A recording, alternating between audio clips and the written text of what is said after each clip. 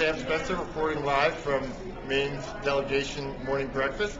I have the pleasure of being joined this morning by Rachael Talbot Ross.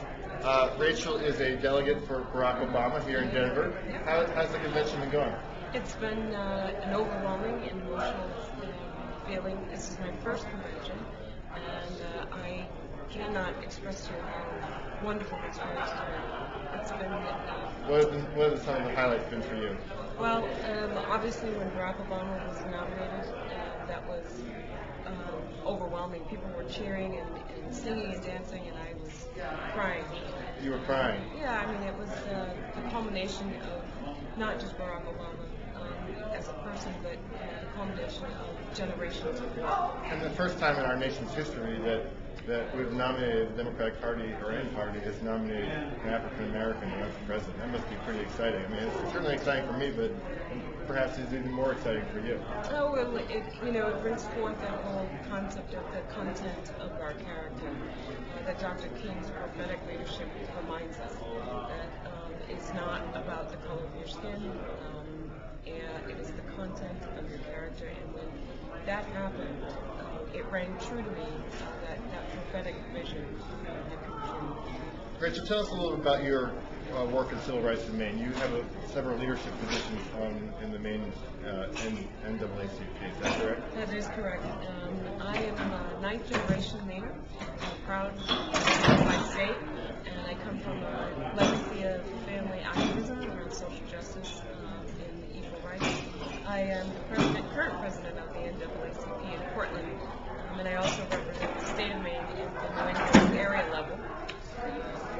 I've also started a nonprofit about a year and a half ago to mark all of the Underground Railroad and abolitionist sites in the state of Maine. Wow. Because the concept of freedom and democracy that we are trying to provide now through Obama in this presidential election really has roots in Maine. And we have a proud history of blacks and whites and multi-religious people fighting for freedom. And so we have a nonprofit now that recognizes that history and is trying to make it more visible. Now, I think back in 1976, your father, who is a legend in Maine politics, Jerry Talbot, was the first African American delegate to a convention from Maine. Is that true? Well, it's a slight correction. My mother. Oh, it's your mother. I'm sorry. That's okay. That's all right. I think my father was a delegate to the Sand Convention with your mother. That's probably true. It was 1976, and it was Jimmy Carter's. And my mother was serving on the state committee. Oh. And she was the first African American to represent the state of Maine at a national convention. And she couldn't have been. She was very active. She couldn't have been more proud of Jimmy Carter.